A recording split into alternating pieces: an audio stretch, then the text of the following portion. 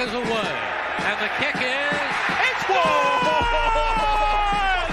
And the Eagles win! It's hard to come to South Philadelphia and leave here with the win. You just don't come to Philadelphia and leave here with the win. Eagles fans everywhere, this is for you. Let the celebration begin.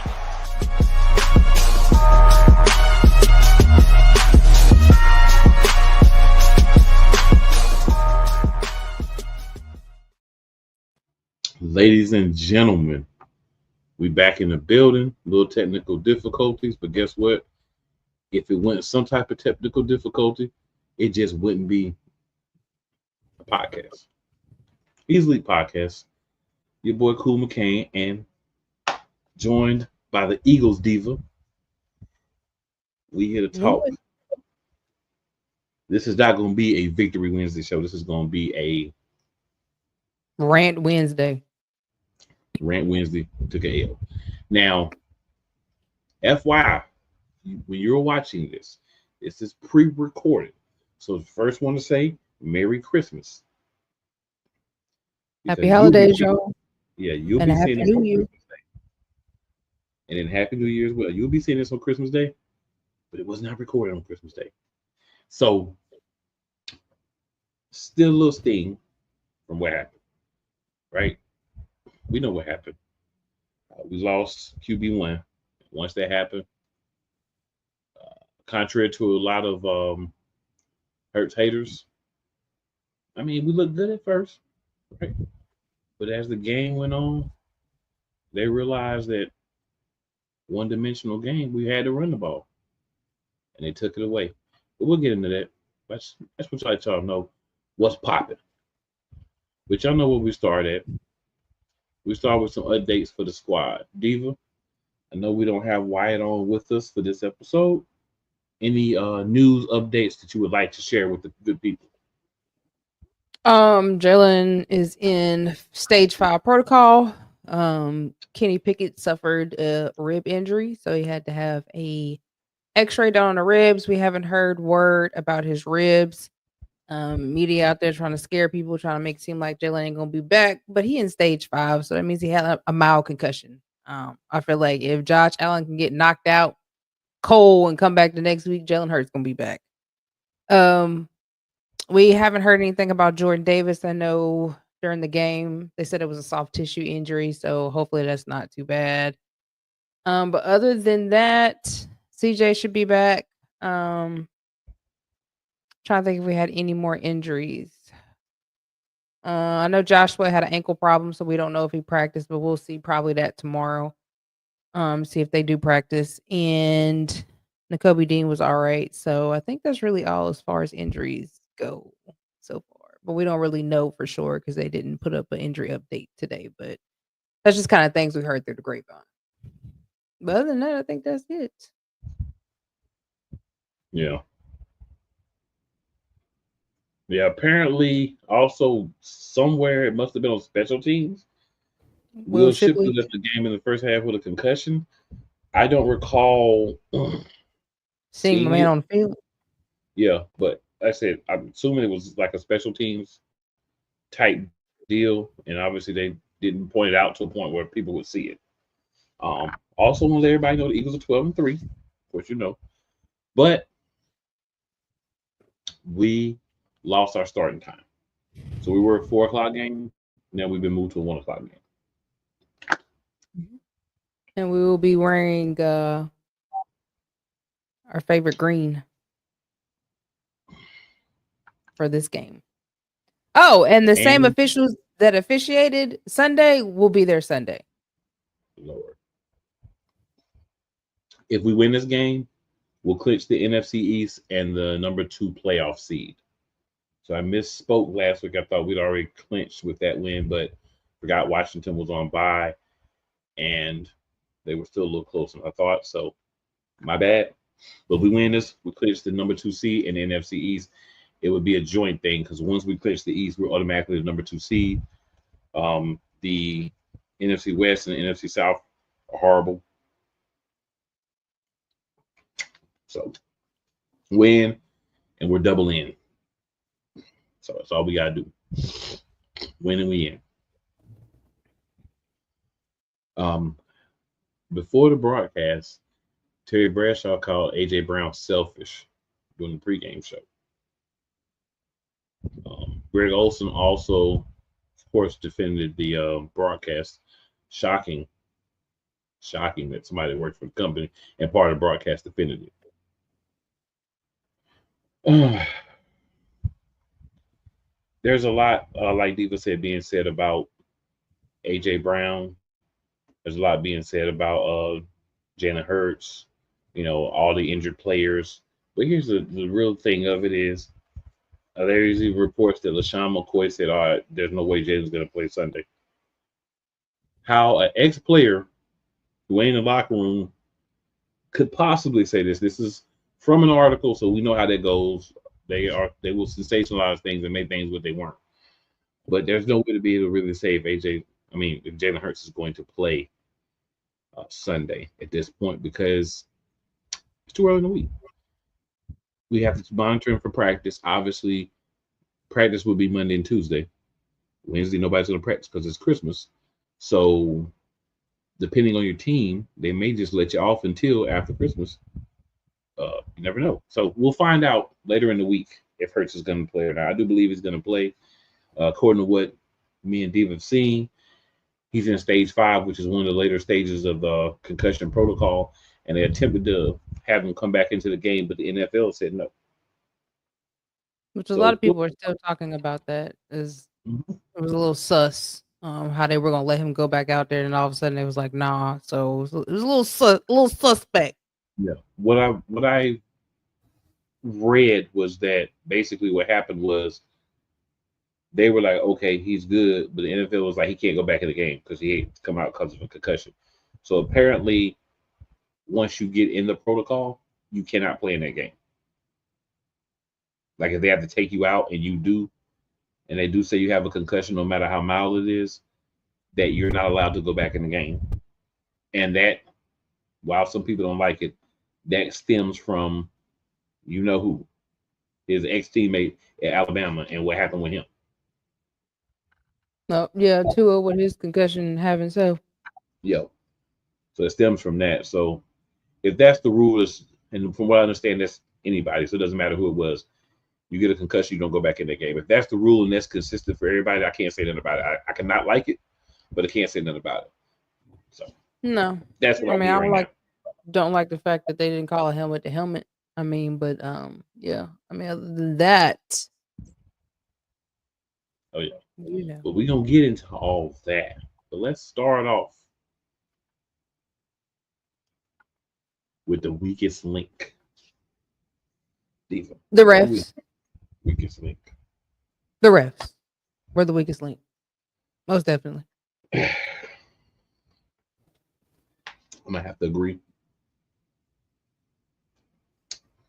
For myself to say something else, I'm gonna say the defense. Because you gave up 36 points. You did. So, you gave up a 4th and 11. Yeah. You gave up a 4th and 11. You gave up 36 points. And even with the Devontae Smith drop, if the defense with less than 2 minutes in the game holds, we still win that game. So I'm going to go with the defense, but I do agree. When it comes to the refs, I want to draw you to a specific play that changed the game for us late in the 4th quarter. Kenny Pickett slides and gets hit. They throw a flag and pick it up. Because they said he didn't get hit in the head. On slow replay, he didn't get hit in the head. Live, there's no way you could determine that. Facts.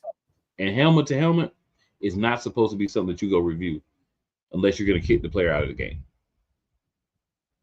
And you don't kick the player out for one helmet to helmet hit. At least they even threw the flag then. When Jalen got hit in the head, they threw absolutely no flag. And he actually got hit in the head. Yep. Helmet to helmet. Jalen got hit in the head. Devontae Smith got hit in the head when he was down for a few minutes over on the side in the 3rd quarter. He got hit in the head. I think the non-catch that they called on Saquon was a catch. The whole call against Jordan Davis when he got hit in the knee, like that was below the knees. That's the automatic call. Blakely didn't call that. The phantom argument with CJ somebody walks up to you and knocks your helmet off your head, and you don't say nothing.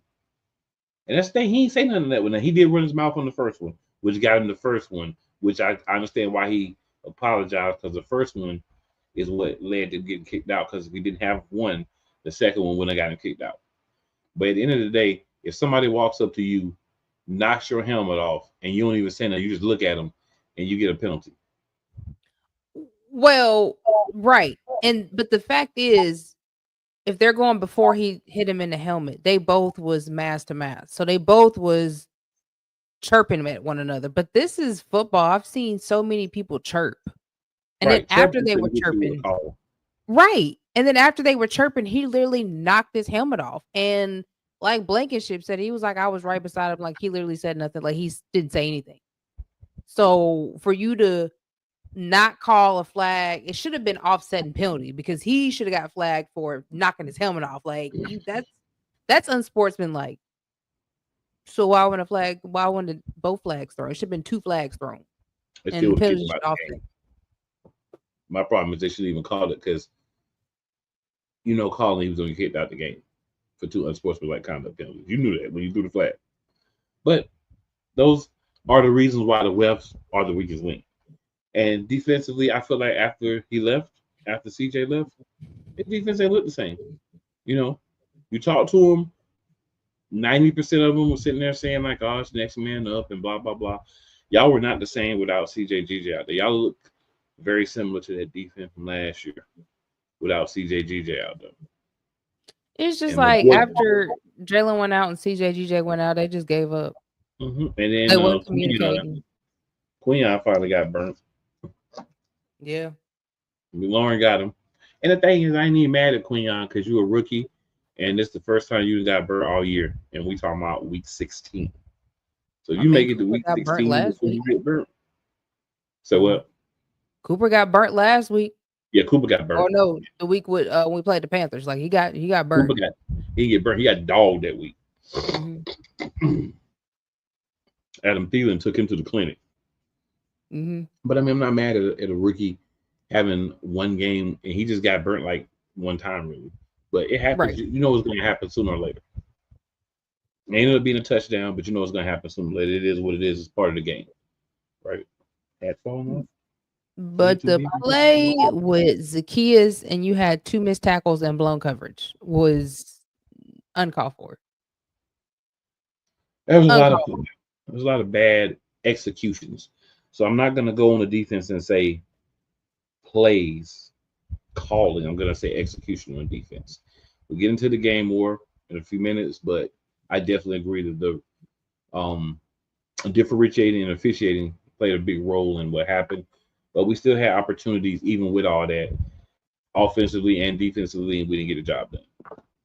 But I'm definitely putting this on the defense because the offense was already limited with a backup quarterback. All right. So on a positive note, elite performance of the game. So I'm going to do something that we don't do much. There was a name I heard getting called a lot that we give him a hard time on here, and that was Darius Slade. It wasn't big plays, but it was solid plays when it needed to be made. I felt like he tried to step up and kind of try to fill some of that void that was gone when CJ left. So I'm going to give him my elite performance of the game because this is the best performance I've seen for him all year. In my opinion. It is. Even though he did get hurt one play, because it just never fails for he's gonna get hurt. If he breathing, he gonna get hurt. I'm gonna go with Reed Blankenship. My boy got another interception. And part of that interception was Darius Slade knocked the ball up in the air. Mm-hmm. If Slade doesn't knock that ball in the air, the interception is not there for Blankenship. And you might ask, just to go back a bit, why are you going to get a defense the weakest link when they had 5 turnovers? Because they still allowed 36 points, 21 points in the second half, and the Commanders only had the ball 9.5 minutes. So in 9.5 minutes of play in the second half of you being on the field on defense, you gave up 21 points. That's why. That remind me of the Atlanta game. Like that just reminds me of the Atlanta game, man. Mm-hmm. Takes And you you're gonna back have to a couple of games like that. Like if you're gonna have a whole season, we're talking about 17 games. You have a couple of games where it just ain't right, and this just wasn't right. And with the defense not being right, and then Jalen Hurts getting hurt, the only other person you could look at to consistently make plays is Saquon, and they basically was like, Saquon is not beating us. Right? He had 109 yards in the first quarter, and the rest of the game he had 41 yards. Well, I mean, I just think that the system is different when you have a quarterback like Kenny Pickett than when you have a quarterback like Jalen Hurts for a running back like Saquon. And he said that, like, it's just different. Like, things run through Jalen Hurts. Like, Kenny Pickett don't know about no RPO. Yeah. And we're going to go ahead and get to the game. We're going to, you know what? We're going to bring you a commercial-free episode. Shout out to 502 Angel Radio. We'll be hearing this as well, but we're going to bring you a commercial-free episode. We're going to talk about what we need to talk about. Yeah, So we're going to spend some time on this game, okay? We're going to spend some time about this game.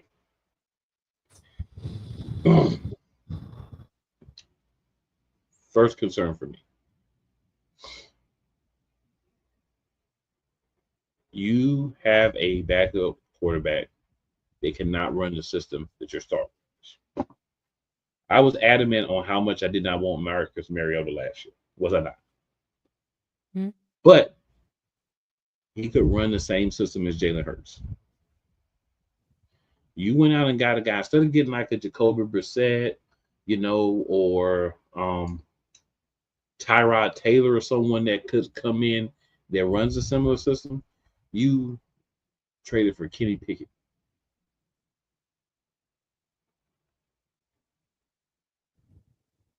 And the whole thought was, they must be trying to make him look like a rehab project and see if they can flip him when somebody get hurt.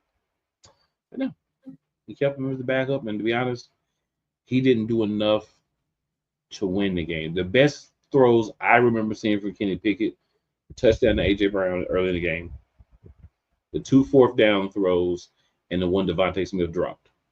And then there was one other really good throw. No, actually, it wasn't a really good throw because it was to AJ. So when I looked at Kenny Pickett, one of the things I realized is he doesn't understand to get a ball to AJ high. He threw one pass high and it was too high. But he doesn't understand to get a ball to AJ from helmet to about here, where he likes to catch the ball, where he can go get the ball. He was giving him the ball here, like chest level and below, to AJ. And he made some catches, but I'm saying he didn't give him that opportunity to grab it and go a lot of times because of how he throws it and how AJ normally catches the ball.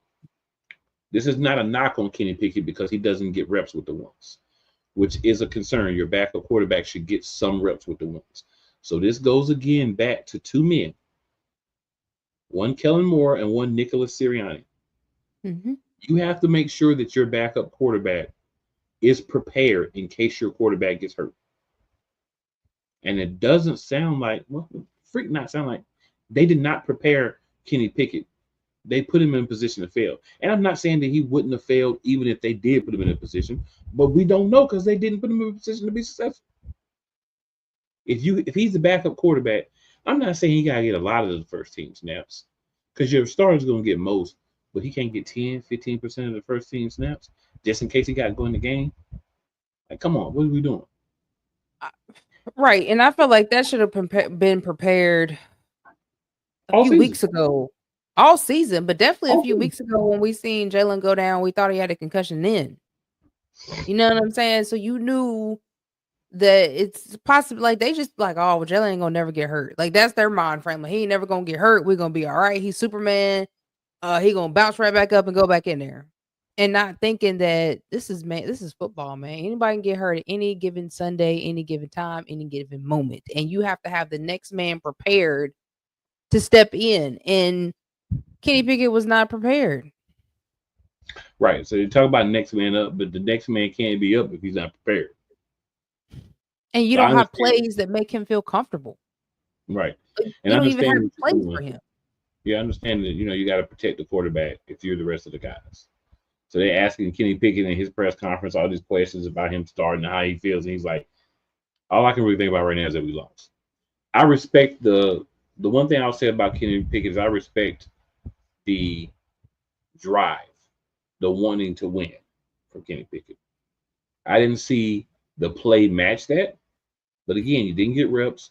You weren't prepared. But I respect when you're listening to him, he's disappointed because they were not successful. And I can respect that. If he's going to go out there this week, he needs to be getting reps this week. I don't know if he's gonna be able to go out. I mean, just depends on how bad that rib injury And if is. not, Tanner McKee needs to be getting reps. Somebody has got to play quarterback for the Philadelphia Eagles on Sunday. Whether it's Tanner McKee, whether it's Jalen Hurts, and possibly Kenny Pickett as the emergency quarterback with the rib situation. But somebody's got to play quarterback for the Philadelphia Eagles. We hope it's going to be Jalen Hurts. But honestly, I feel like we can beat Dallas with one of our backups if we have the proper system in place. I didn't see play action at all with Kenny Pickett. I didn't see sweeps, tosses. We didn't try to get the ball outside, right? We tried to run up the middle knowing that they're going to hog the middle because you don't have your quarterback in the game who can run the RPO. And Kenny Pickett can run the ball. I mean, I'm not saying he's going to run the ball like Jalen Hurts, but you could have did a couple of RPO plays with Pickett. 1-2 times you could have faked the handoff to Saquon and Pickett kept it, ran around the edge. You probably got 20 yards just because everybody was focused on Saquon. Take some chances and do some things. I didn't like the play calling. I thought the play calling for this specific game was too safe, too mundane, and too just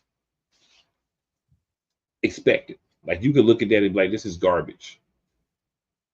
Like the Because play that calling, was unexpected play calling because they didn't have a plan for him. That's the problem. All their plans is for Jalen. So when you don't even have a plan for your backup quarterback and have plays that fit his ability, then yeah, you're gonna be out there. Look, so Kenny Pickett was just basically going off of his football knowledge and what he's played in the past years, not because coaching had anything special for him. and why not have plays for your backup quarterback? Because there is no because. There is no reason you can tell me why the backup quarterback doesn't have a set of plays that he's comfortable with that he can run with the starting group. And then on top of that, so he runs with the twos. When were you putting Jahan Dotson and them in and letting them throw to the guys he's been throwing to? We still went with the same game plan. AJ Devontae. Grant Calcaterra didn't have a catch.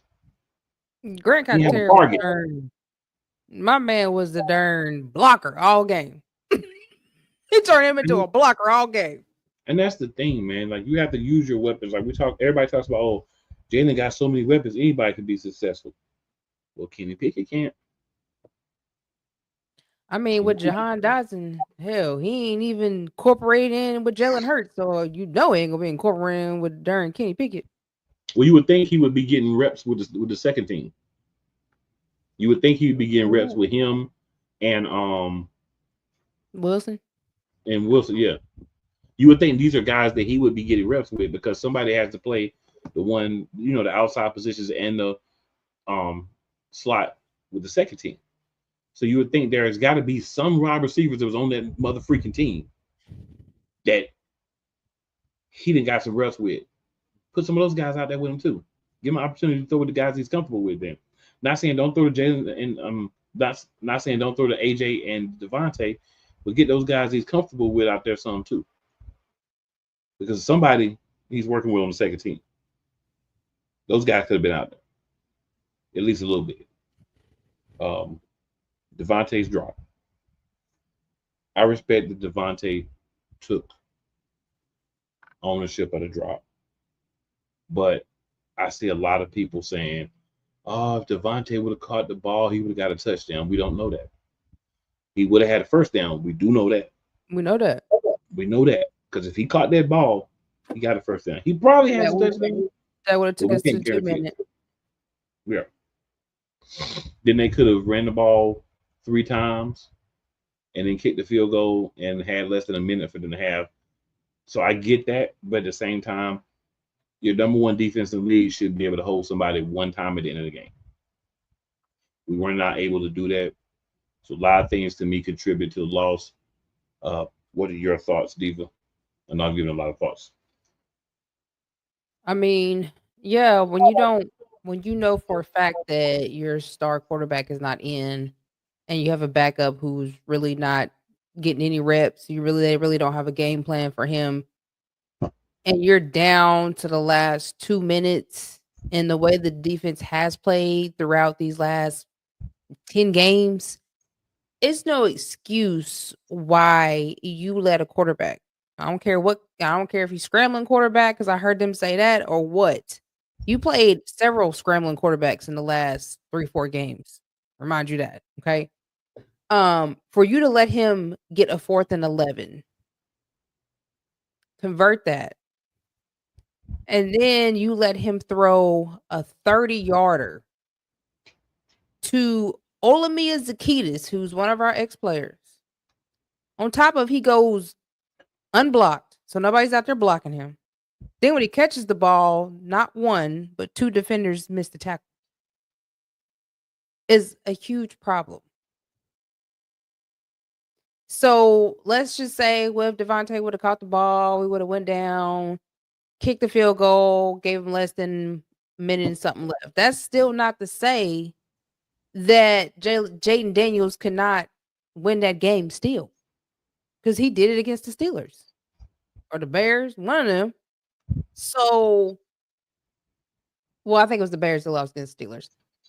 So still, your defense has to be able to hold a quarterback. And I love Jalen Carter, but for him to be like, "Oh yeah, he's a scrambling quarterback, and the league is getting more scrambling quarterbacks." Y'all play scrambling quarterbacks, so what is the difference? And y'all been able to contain them. Y'all only got 1 sack, and I think that was Nolan Smith that got a sack on Jaden Daniels. Other than that, y'all contained him more in game 1 than you did in game 2. And then, like, you have a scrambling quarterback in practice. Facts. Why?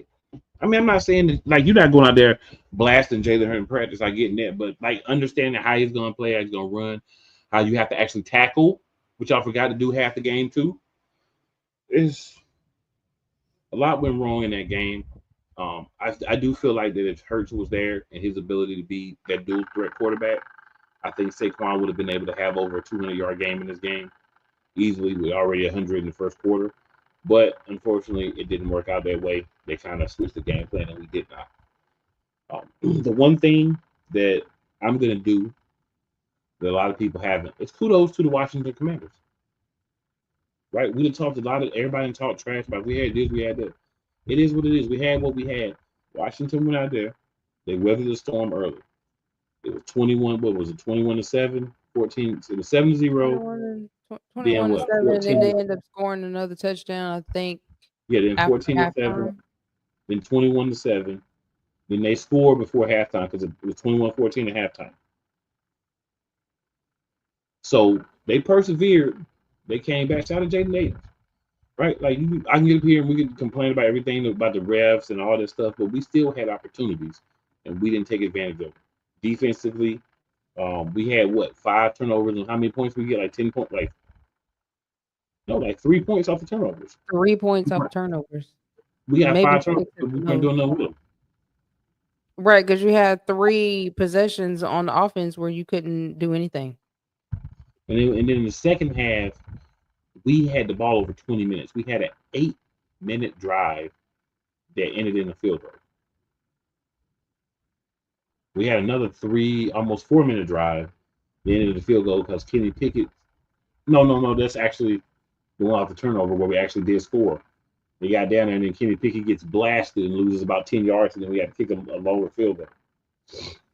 You got to be able to put the ball, and I'm going to turn to deep for a minute here. You got to be able to put the ball in the end zone at some point. We did not put the ball in the end zone in the second half. That's why we lost. Exactly. And we missed the field goal right before half. We made the field goal. And I mean, I feel like at this moment you can't even put Jake in a situation like that, because we know Jake is not kicking like he used to. So you can't put him at a 50. It was a 56-yarder. It was 58 yards, and he missed it by like a yard. It was like a yard, maybe 2 yards short. Like it was actually on point. It was just a little short. You know what I'm saying? It was actually on point. But I think the mindset for Jake had to get back to where it was. And with going for it on fourth so much, you feel like, well, if they get in fourth and 1 or 2, they ain't gonna kick it anyway. I don't mean no harm, but a few of those we should have went for it on what was it, 4th and 3, 4th and 2. Like if you went for it on 4th and what was it, 4th and 5, and he converted, you mean tell me y'all couldn't go for it the last 3 possessions that y'all were 4th down and some chain? I was I like, mean, y'all I think we feel should go like for it? we signed a fullback, you know, or put an extra lineman in there as a fullback and go for it on 4th and 2. Right? We can't necessarily. I wouldn't do the brotherly shove with No. or the tooth push or whatever you want to call it. I wouldn't do that with Pickett. But heck, you could put Saquon back there and then do it with Saquon. Point. You got to be able to get creative to win games, and that was a game we definitely gave up. But I will say on the flip side, I feel like at some point we was gonna lose a game. Like I didn't wish it on us. I wasn't trying to manifest or anything, but I felt like at some point we was gonna lose a game. Listen, I knew when Jalen went out we was gonna lose, but I had hope for a little Yeah, while. yeah. I had hope. Jalen went out, and I'm like, oh, this is ugly, but it's out the way now. So now we can kind of we got the loss. We ain't got to worry about, all I'm focused on is 6-0. And in case you need mathematical help, we got 2 regular season games and we need to read 4 games in a row in the playoffs, and we can get another Lombard. I'm not saying we're gonna do it. Doesn't matter if we won every game. If we won this game against the Commanders, didn't mean we were gonna do it. But that should be the goal now. We don't worry about in the past.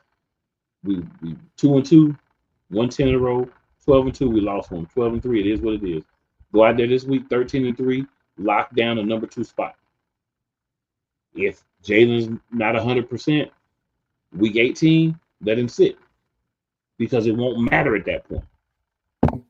Right. You know what I'm saying? Mm-hmm. A lot of people say, "Oh, don't play Jalen this week because if he's hurt, he shouldn't play." If he can play, he should play. If everybody that can play should play this week, let's beat the Cowboys to lock up the division and the number 2 seed. Once we do that, then if we need to say week 18, let's set some guys or just have some guys play part of the game, then we can do that. Yeah, I'd rather do that more week 18 than this Don't week. go to week 18 needing to win against the Giants in week 18 to win a division. Go ahead and do it.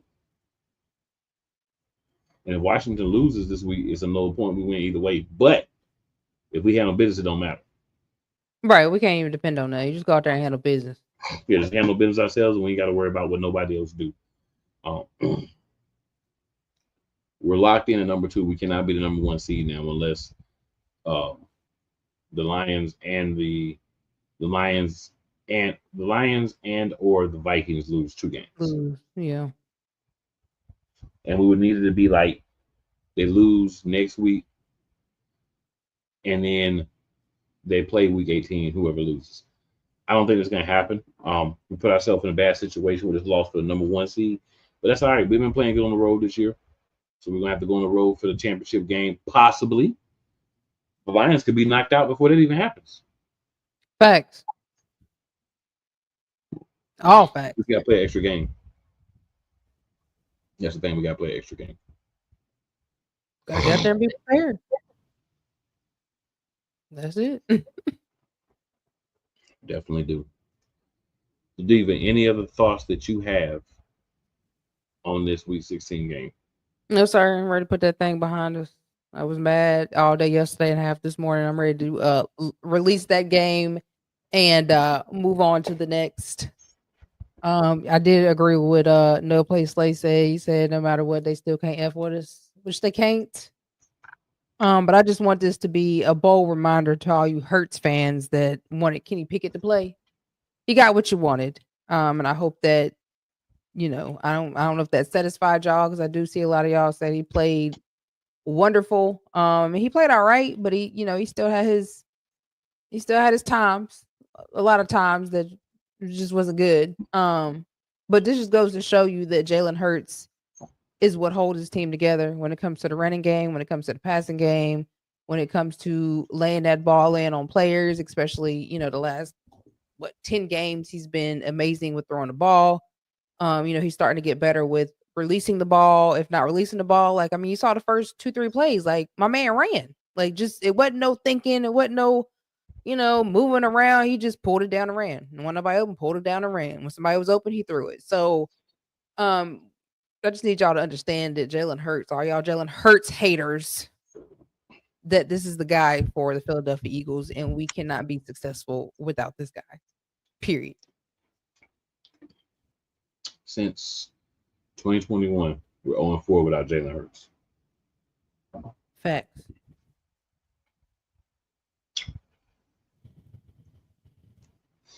And enough to say about that. Really ain't enough to say. Again, it's Christmas. Shorten things. Excellent commercial breaks this week. Commercial-free episode. So we moving along. So what we gonna do? 2024 is an interesting year for the Philadelphia Eagles. We had a 10-game win streak. We had a collapse the end of last season, beginning of 2024. Diva, what are some moments that stuck out to you? Let's start with good moments. No, actually, start with bad moments because get the bad out first. What bad moments do you remember that stuck out to you in 2024 for the Eagles? You know what? I ain't even gonna say they bad moments, because we gotta think about the fact that we had a new coordinator come in. We Nick finally let his control go of the offense. The defense just had to gel together because you had a bunch of new players playing together. You had a brand new defensive scheme with a brand new defensive coach. To me, I wouldn't say bad. I would say they were more of growing pains that we've had, which were, the first 2 games that we lost. When we lost against Tampa Bay and basically got blown out defense and offensive wise. But to me, those were more growing pains than just bad moments like last year. Last season was those were some bad moments. But this year was more of just growing pains and everybody being able to gel together. And then, like I said, Nick letting go of control of the offense that he had for the whole season last year. Finally letting Kellen Moore call, his style of play. And so I think that once that happened, that's when you seen us progress more. That's when you seen, Jalen get a little bit better. He didn't seem as indecisive in some of the games. Some games he did, some games he looked uncomfortable. But here lately he's looked better because I feel like Kellen Moore has been in control of the offense a lot more. And so he knows how to call plays that helps Jalen out and makes him feel comfortable with him throwing the ball and running the ball and making good decisions. But yeah, I really wouldn't say bad. I would just say growing pains, in my opinion. For the bad, I'm gonna go back to January of last year or this year. We lost to the Arizona Cardinals and the New York Giants to end our season last year, the end of last season. Definitely a low point for me as a fan, because I can understand losing to the teams like the 49ers, Cowboys we lost to earlier last season. But when you get to the point where you're losing to the Seattle Seahawks backup quarterback, the Cardinals, and the Giants, that's how we finished our season last year. Those were, if I remember correct, I think those 3 games all happened in 2024. Yeah, and then we got blown out by Tampa Bay too. And then in the playoffs, we got blown out by Tampa Bay. So those games for me were the low point, but it was a necessary low point for us to understand that the team needed to change, that Nick Sirianni could not be in charge of play call, that we had to go out and get someone who could run the defense the way you wanted it ran and not someone who needed time to develop. I don't think anything negative about Sean Desai, but I think we should have went out last year and got a Vic Fangio or got somebody that was a veteran who had experience being a coordinator before. And then having Matt Patricia be the guy that you have step in as the defensive play caller. Everyone knew that was going to be bad, except for Nick Sirianni. I think he lost the locker room in the last year. He's done a good job of getting it back since then. But that could have been disgraceful and devastating to this organization. Thankfully, it wasn't, but it could have been. I would also say for me, I don't like getting dogged by Tampa Bay. Last couple of times we played Tampa Bay, they done gave us the work. So if Tampa makes the playoffs and we get an opportunity to play them, or Atlanta makes the playoffs, we get an opportunity to play them, or Washington makes the playoffs, we get an opportunity to play them. I want to go out just like we did at the beginning of the game. I want to put my foot on their throat and I want to lean on it. And I want to lean all my weight on it. And I want somebody else to come and put their foot on it too and lean all their weight on it. I want to give them no opportunity to get back into the game. We are the best when we play the best. And part of us playing the best is getting the lead, keeping the lead, and the defense playing well. But if somehow reason the defense is not doing as well, that's when you need the offense to have long drives that end in touchdowns. Not not 4 drives in the second half to end in field goals. Right. I mean, if you go back to the losses, especially like the Atlanta loss, that was the D collapsing. I mean, because just like I said, Kirk Cousins went down there with like a minute and something to go and scored a touchdown. You know, it was another close game like it was. So, you know, when the defense is not locked in and locked down, yeah, that's when we got a problem. Even if the offense is scoring, you know what I'm saying? But like I said, I mean, this game was the first game that we actually came out and scored on the first possession. Like something I've been asking for all season, to score on the first possession. We scored a touchdown, and you know what I'm saying? So hopefully that's something that we can continue to do in these next 2 games, especially if Jalen Hurts is back, because we're gonna have to score on the first possession. So just in case the defense so happens to collapse out like they did, then we know that we got a good cushion and we're not ending in field goals. That's why I said, everybody was like, well, yeah, you know, well, at least we scored a field goal. No, we need touchdowns because field goals are not always going to win the game. So, you know, hopefully these next 2 games and during the playoffs, that's what we can do. Get better at scoring on first possession when we got the ball. Because there ain't no reason why we can't. So I'm one of the people that say field goals. And let me explain what I mean. I don't expect to go down to get 4 drives and get 4 field goals. Somewhere in there, I'm expecting a touchdown, right? Because if you got, let's do the math here. You got 4 drives. You score 1 touchdown, that's 7 points. You get another 9 points from field goals, that's 16 points. That's 2 touchdowns plus a 2-point conversion. Excuse me, 2 touchdowns, and you have to do 2-point conversions both times to get that 16. So that's a better lead. I don't mean go down there 4 times and come out with 12 points. I don't mean that. That's what we did. And as I saw that happen, I'm sitting there getting madder and madder because you can't win that way. You can't beat the other team that way. And this, like 2024 was a very low point to start off with the Eagles. Off season, believe we come back, win the first game against Green Bay, we lose the second game, win the third game, we lose the fourth game. Tampa Bay drags us in the 4th game. Understand me? Tampa Bay whooped us. Now, we didn't have Devontae Smith, we didn't have A.J. Brown, but at the end of the day, we still had enough where we shouldn't have got drilled. I'm not saying win. Like, there's a difference between losing and looking like you don't belong on the field with the team. Offensively, we look like we didn't belong on the field with Tampa Bay. And to me, that's still unacceptable. And if you were in that game playing, you should push yourself even more because that was embarrassing. Very embarrassing. I think the defense was the only one that really scored. I think they scored a safety. That was a terrible game. But horrible. Same season, 10 wins. So we'll talk about the good. 10 wins in a row. Franchise record. Never before the Philadelphia Eagles won 10 games in a row. So while we don't like the fact that we lost this past game, we won 10 games before then. There's a couple of those games we could have lost, plays didn't go our way. Things bounced a different way. We lose those games. A couple of interceptions. Nakobe Dean had one. Blankenship had one. Well, had a couple. You know, a lot of different guys. Tajin had some big plays. You know, we beat some very talented teams. Y'all understand we swept the AFC North. We swept the AFC North. Now, one of those teams beat us. And that's not easy to do. Mm-mm. We talk about the Browns, yeah, but then the Bengals, they can score with anybody. But then you got the Steelers and the Ravens. Beat all of them. So it's a team that can beat.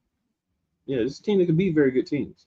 Mm-hmm. This is also a team that if it's not playing well, it's like any team in the NFL, they can be beat. That's what football is. We are all NFL teams. Commanders are an NFL team. Cowboys are an NFL team. The Giants are an NFL team. Let me tell you right now, we're going to probably win week 18 because the Giants are smart. I know it's the Eagles show, but let me say this. The Giants are smart. They got the number 1 pick now. I say this on my NFC Beast show all the time. The New York Giants understand the assignment. That is to lose. The Ravens do not understand the assignment. They went out and blew it. So I think we get to week 18. That's a win because I don't think they want to win. No, I want that number 1 pick. Because they're going to need a quarterback. Right. And why not have number 1 pick so you can pick who you want? Mm-hmm. And if somebody comes and gives you a package that you can't turn down, you move back to like 3. Right. Because if you move back to 3, guess who's number 2? In my opinion, the worst team in the NFL, the Jacksonville Jaguars. They're not going to pick a quarterback because they got Trevor Lawrence. Nope. Travis Hunter is going to be a Jacksonville Jaguar, more than likely. But it's not going to be a quarterback, whoever it is. So, this next game is very important.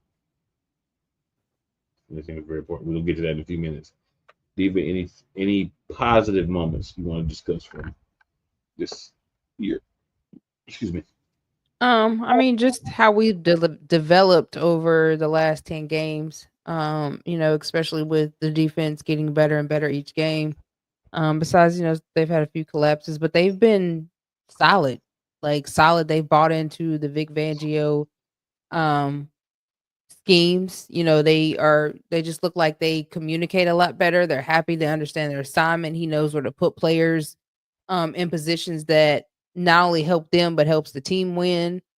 And then Nick finally not calling plays besides maybe a few 4th down plays, but him really just finally letting loose of the offense to Kellen Moore was a good moment for me because it just made the offense a lot better.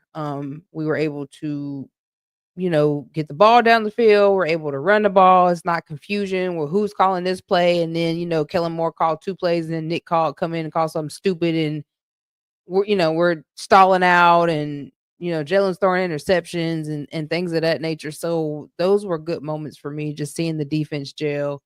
Bryce Huff finally, started buying in after a while. And just seeing how well this defense have flourished under Vic Fangio. And then watching the offense, like Jergens has been a beast. Cam has basically been Kelsey 2.0, which, you've been playing behind Kelsey that long. But that O-line's a monster. I mean, they do have some miss, tackles sometimes. But, other than that, they've been monsters. They've been holding the O-line for Saquon to, hit the holes and run downhill and, get those touchdowns. So those have been highlights for me. And then just seeing Jalen finally be who we know he could be once again, kind of similar to the 2022 season. Because last year he just looked uncomfortable and did not want to be on the field at all and just numb, basically. So it's good to see the team finally being happy and smiles and, having each other's back.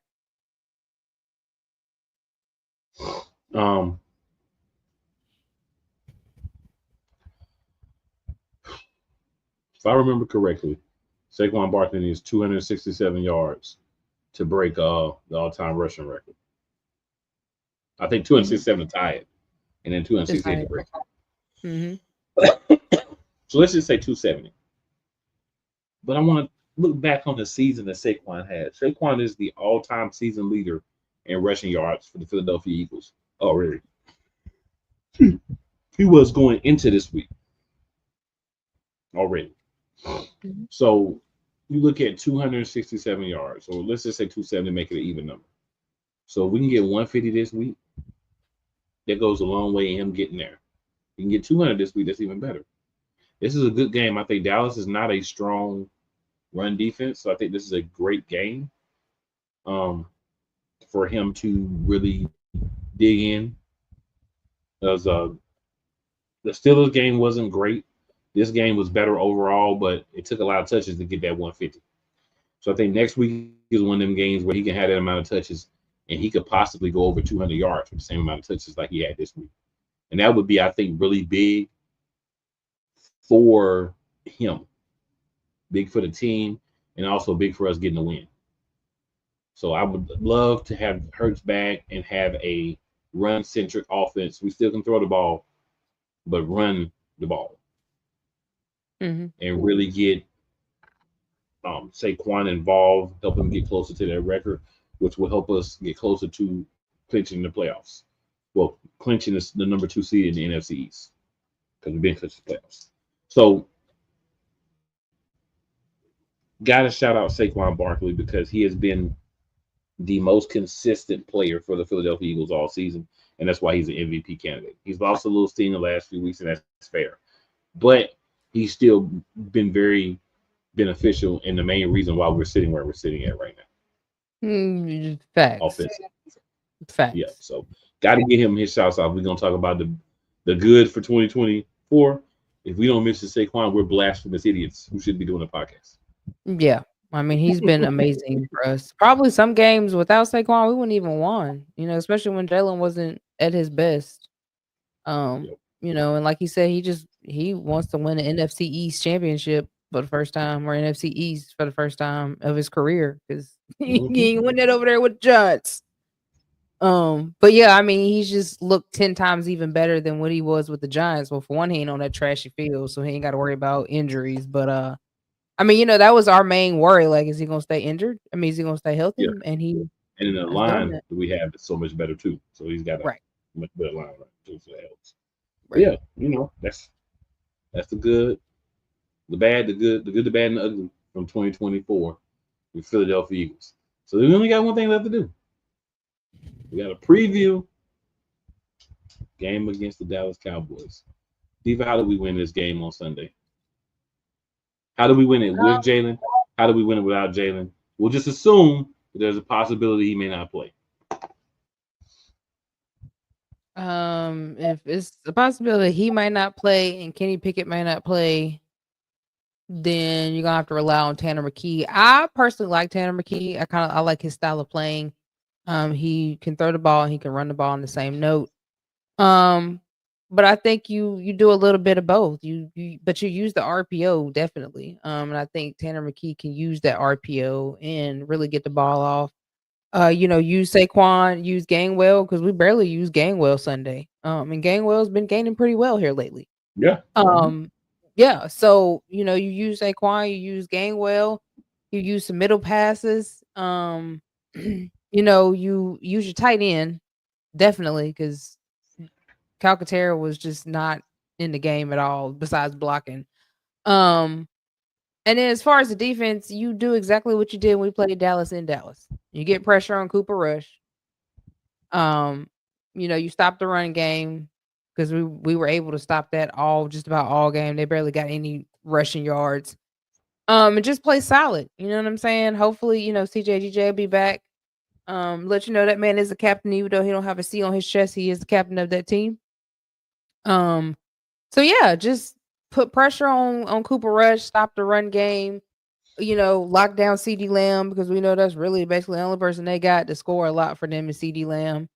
And with the offense, like I said, RPOs, use some short passes, middle of the field.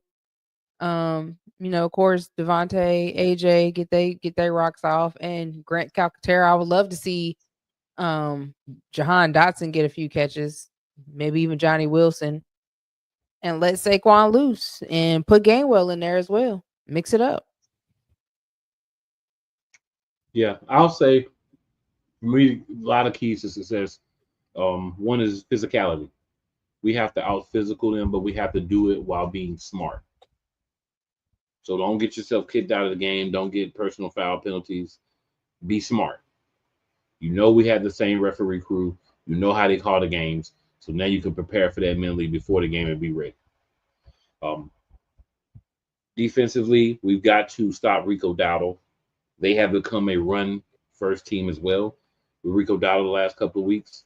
So since Dak's been hurt, he's been running the ball a lot better, more effective. So we have to stop that. We've got Saquon in practice again. You're practicing against Saquon. So it's just understanding what you're practicing against and tackling. When he runs by you, arms go around him, bodies get dragged down. Right? If he gets 5-10 yards before he gets to anybody because it's a big gap, so be it. But when you get to him, get him down. Mm-hmm. CeeDee Lamb, you know they're going to put him in a slot. So Cooper DeJean's going to be on them a lot. Hey, you switch it up sometimes. If he goes to the outside, you put an outside corner on him. They want to run him everywhere. Cool. Cooper, you've had a couple of tougher draws in the slot. You know, I go back to the Thielen game. I think you learned a lot playing Adam Thielen. So this is a game for you to put those things to work. This is a game for you to show I've grown from what happened playing against the Panthers and playing against a guy like Adam Thielen, who's a veteran in this league and knew how to use that against me. Now I understand what I did wrong. I've been watching tape. I've been getting better. Cooper DeJean's going to be a key to this game. Quinyon Mitchell and Darius Slay are going to be keys to this game. Zach Bond and Nakobe Dean are going to be keys to this game. We know the front is going to get pressure. Whether they get sacks or not, they're going to get pressure. Cooper Rush is not an athletic quarterback. You just can't leave him big holes to run through for 10 to 15 yards. We've got a couple of other receivers over there that can make some catches. I think their best receiver is old buddy that we knocked out the Super Bowl when he played for the Patriots, Cooks. I think that's their best overall receiver because I think he has the best hands. CeeDee Lamb's going to drop some balls. Pressure Cooper Rush. I always say this about backups or young quarterbacks. Give them one look and do something different. If I give you a look in the first quarter and I blitz off of it, in the third quarter, fourth quarter, I drop back in zone or go man off of it. Right? Same exact play, same exact formation. Do something different with it. Gap integrity. If you're on defense and you have a gap that you're supposed to be attacking, attack that gap. Stay within that gap until you know the ball is not coming through there. Don't think the ball is going outside and then you lose your gap integrity and then they run the ball or that's the hole that Cooper Rush uses to run through. Cover your guys, technique, do not hold. Those are all the things for defense. Offensively, you said a lot of them. Run the ball with both guys shoot. If Shipley's cleared, run him. If not, bring somebody from the practice squad and run them. Run this ball. Run the ball down they ever-loving throat. Run it. Run this ball 40 times and throw it 30 times. Mm-hmm. Control possessions. Time of possession. Make it like last week, but let's score touchdowns. Mm-hmm. At least some of the time. Can't be all field goals. You take 2 of those field goals and convert them to touchdowns. We do the math. That's 20 points. 20 points is a lot different from 12 points. 16 is a lot different from 12. So we've got to get some touchdowns. It doesn't have to be every time. Take the field goals if it makes sense. But you've got to be able to get the ball in the end zone sometime. Change the run some. Sweeps, tosses, end arounds. Try some different things and see if they work. If they don't work, they don't work. But have the ball drop back and just losing 5-10 yards on plays, that doesn't work either. Get open and watch your quarterback. Look at your quarterback. If you're on a route and you see a quarterback say, go down the field, go down the field. If you see him say, go across, go across. Look at him, read him, get that synergy where y'all making the right plays. Line, keep blocking. You know, wide receivers, whenever the opportunities are there, get that ball. I mean, that's pretty much all I got. Special teams, make the field goals, make the tackles on special teams, pin them back as much as possible. Yeah, because we didn't do that this week. No, we didn't do any of those things. So clean up all the mistakes. It is what it is. You can't go back and change the past, but we can move forward and be a better team than we were last week. The message for this week, y'all, is hope. That game sucked, and we still almost won. Time to be better and whoop some ass. Mhm. That's what we need. I mean, you got to think it's the last 2 regular season games, and after that is win or go home. It ain't no next man up. It's win or go home. So you got to get that. You got to get in that mentality. Yeah, I say start this week. This week is when to Mhm. go home in y'all mind. Mhm. Every week from now is when to go home. Mhm. Now I do have one message. So I was chilling, and I got a message from Jalen Hurts that he wanted me to give everybody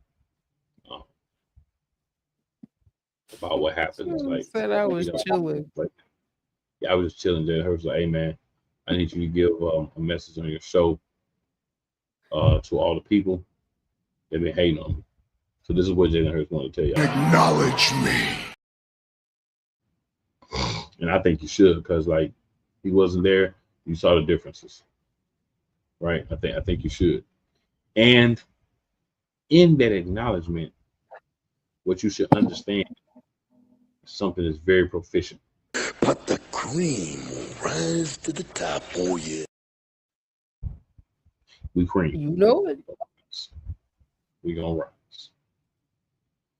And this is for the Washington Commanders fans that been out there chirping all week, doing all that talk since you lost the game, since you won the game. This is how we feel about you, Washington Commanders. Or who we thought they were. And that's why we took the damn field. Now, if you want to crown them, then crown their ass. But they are who we thought they were. And we let them off the hook. Thanks, Coach. All facts. Oh. All facts.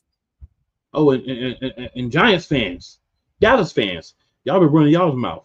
But guess where we're going? A place you're not going. You know what it's called? Playoffs. What's that? Playoffs? Don't talk about it. Playoffs? You kidding me? Playoffs? I just hope we can win a game.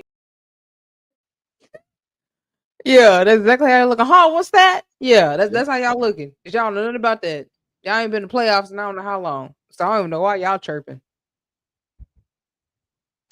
Exactly. So, y'all know, Dallas, one thing left to say to y'all for this week. This is a rivalry game. It always will be. Y'all can be 0-15. It's going to be a rivalry game. I want to beat you down. I want to drag you through the dirt, and I want you to come out of that game black and blue and beat down. Oh, y'all can get swept. But remember this.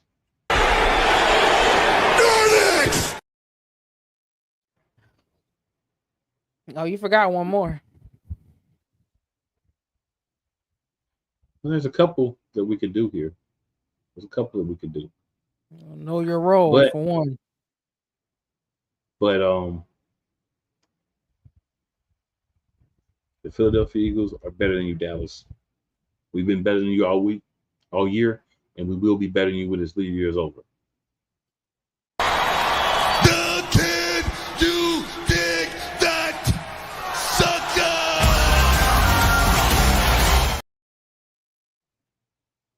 Oh, and fans that want to run their mouth.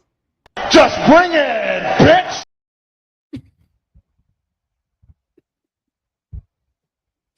Facts. And I know the one you're talking about, Nick Sirianni and Dallas. So both of You you. know your damn role and shut your damn mouth.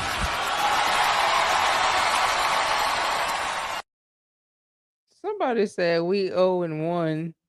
Or yeah, 0-1 since Nick Sirianni let his hair grow back. I just saw that too. That is funny. And since I'm in a little bit of a mood today, Dallas, you're gonna get it. And if you're not down with that, Philly's got 2 words for you. You know it. That's what y'all like to do anyway. So No y'all, diddy. no diddy. So y'all, appreciate everybody that watches, share the show, all that for us. Hey, we trying Merry to grow. Christmas. We need your help. Yes. Merry Christmas, Happy New Year. We will see you back After the new year. in 2025. Yes, sir. Being elite, whooping some ass, and taking some names. Then 4 people that you think are your friends. Tell them about the show. Tell them to come watch. The other 4 people, they don't like you. Tell them too. Because just because they don't like you does not mean they will not like us. Holidays are ending, but it's still the holiday season. So remember this. Look out for your people. Check on them. Make sure they're okay, especially those who have suffered loss, who may be feeling lonely, maybe feeling alone, maybe hopeless, whatever their situation is going on. Check on your people. We need it. We all need help. We all need somebody to check on us. We all need somebody to care. And I just So want do to say that. this. Love on your people. Like, it ain't even about gifts. I know none of that. It's just about spending time with your people, because you never know when your last day is your last day. Make sure you tell them you love them, and just enjoy this holiday season with them. If you just sitting there around the table laughing and talking, enjoy that. Real talk. That is very true. That is very true. So with that, we out. Yeah. See you in 2025.